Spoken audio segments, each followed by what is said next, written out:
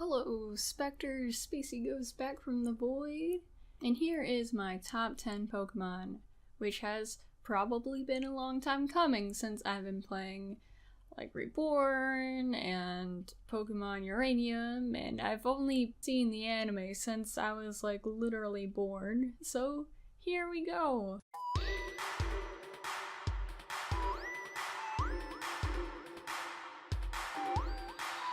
Number 10 is Oddish. Oddish is my first favorite since back then they only had Kanto. And out of the Kanto Pokemon, where could you go wrong? He's tiny, he's brown, he's huggable, he's also poisonous, so you shouldn't eat him. He's just this round little radish looking thing that's shaped like a friend. Speaking of Kanto, number 9 is Venusaur. I mean, I was gonna go with Bulbasaur. Bulbasaur's cute on his own.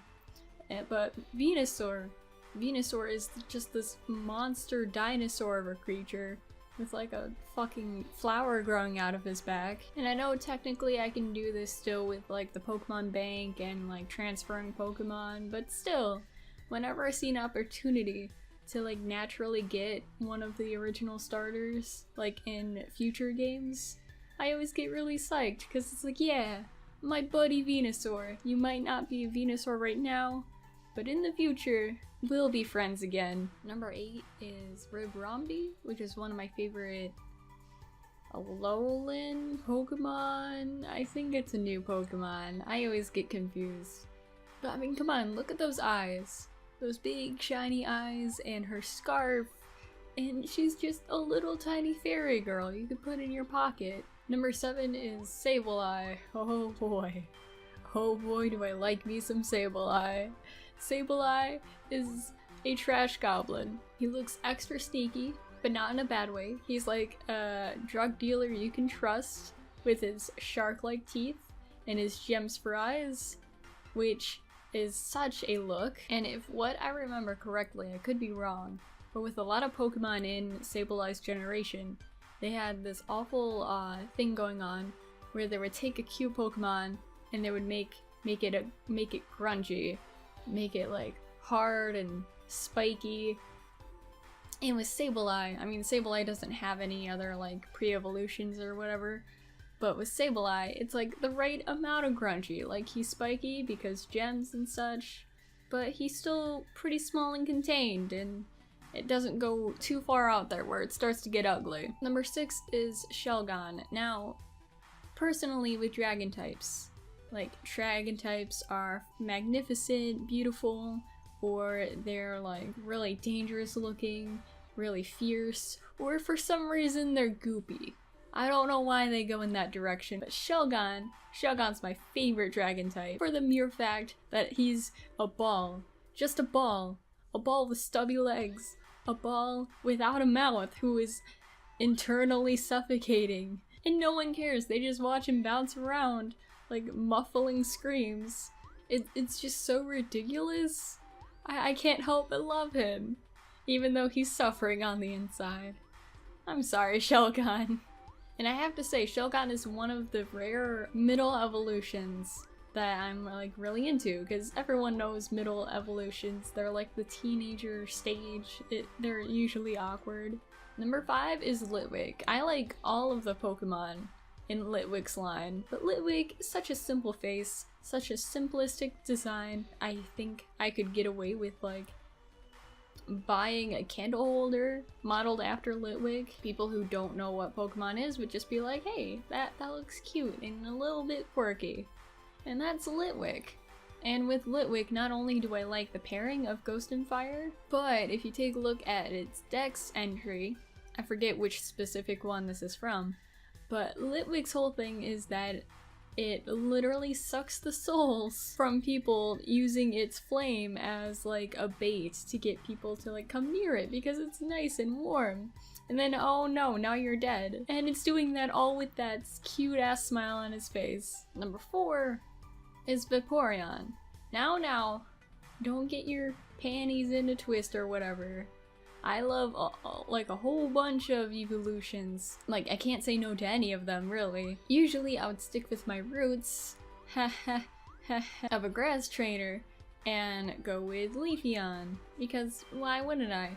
But then when I actually started using Leafeon in the game, it's like, oh, Leafeon doesn't know any grass moves, or at least not as far as I've gotten with my Leafeon in the games. Pushing Leafeon aside, we have Vaporeon, which is fucking majestic. Like, she's like a beautiful mermaid. And on top of that, it's one of the rare Pokemon where I'm not just basing my faves on looks because I'm addicted to adorable things. No. Like, the moveset for Vaporeon is killer, because usually with my Vaporeons I give them Aqua Ring because I like self-healing moves. And then I got Hydro Pump and I think some kind of ice move. I think it's like Aurora Beam, I think. Those are pretty powerful. And then the kicker, the one that I adore the most, is Muddy Water, which is another damage dealing move. But I like the animation of just this gorgeous ass Vaporeon riding this wave of literal sewage. And that's where I imagine Vaporeons from now on, like, just chilling out in the sewers, splashing in dirty puddles, getting their little dainty paws all muddy and mucky, and they could care less, and that's beautiful. Number 3 is Esper, and no, not because of memes. Esper is more than a meme. I know Esper might look like a stoner, I know Esper might look like the spawn of Satan with his like 1,000-yard stare or whatever. All Esper wants to do is be loved. Esper can't help that it's super powerful. And like every time they show up in the anime, something horrible is happening to them, and it's like, why?